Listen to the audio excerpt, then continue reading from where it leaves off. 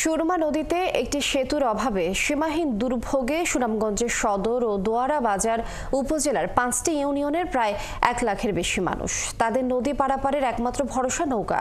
এলাকাটি কৃষি ও পর্যটন সম্ভাবনায় এগিয়ে থাকলেও সরাসরি সড়ক যোগাযোগ ব্যবস্থার অভাবে ব্যবহৃত হচ্ছে জীবনযাত্রা।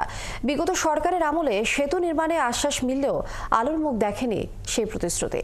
এলাকাবাসীর দাবি আর্থসামাজিকতার উন্নয়নে হালুয়ার ঘাট ধারারগাঁও সেতুর বাস্তবায়ন হোক। শহীদ নূর আহমেদের তথ্য ছবিতে প্রতিবেদন। সুনামগঞ্জ সদর উপজেলার মাছ দিয়ে বয়ে যাওয়া সুরমা নদী বিভক্ত করেছে উপজেলাটিকে। নদীর উত্তর পারের 3টি ইউনিয়ন সুরমা, জাহাঙ্গীরনগর, রাঙ্গার চর এবং পার্শ্ববর্তী দোয়ার বাজার উপজেলার লক্ষ্মীপুর ও বাংলাবাজার ইউনিয়নের 1.5 লক্ষাধিক মানুষকে বিভিন্ন কাজে যেতে হয় দক্ষিণে অবস্থিত জেলা শহরে। এইসব এলাকার উৎপাদিত সবজি, ধান ও বিভিন্ন ধরনের ফসল বাজারজাতের একমাত্র জায়গা জেলা সদর।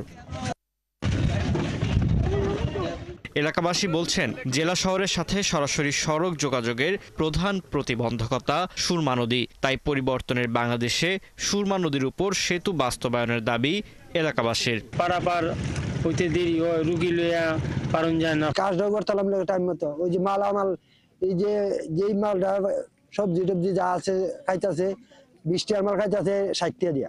রাতের বেলা হইলে তো আরো সমস্যা, 10টার পরে হইলে আর পারন যায় না, যাওন যায় না। এই ব্রিজটা যদি থাকতো তাহলে বাড়ি থেকে মানুষের যানবাহনে উঠতে একবার হাসপাতালে যায় নামতো, আর টিচারদেরও এবং ব্যবসা বাণিজ্য যারা করে তাদের সময় নষ্ট হতো না, এত সময় অপচয় হতো না, অনেক সুবিধা হতো। এলাকার জনপ্রতিনিধিরা বলছেন, উত্তরাঞ্চলে মেঘালয় পাহাড়ে ঘেরা হয় এবং ভারত বাংলাদেশের ডলুর সীমান্ত হাটের অবস্থানের জন্য এই উপজেলার গুরুত্ব রয়েছে ব্যবসায়ী ও দর্শনার্থীদের কাছেও। দীর্ঘদিন যাবৎ 2-2.5 লাখ মানুষ তারা এই নদী পারাপারে কষ্ট করতেছে, কিন্তু দীর্ঘ সময় সরকার পরিবর্তন হইতেছে, সরকার আসতেছে, কিন্তু আমাদের অপেক্ষার পালা শেষ হইতেছে না।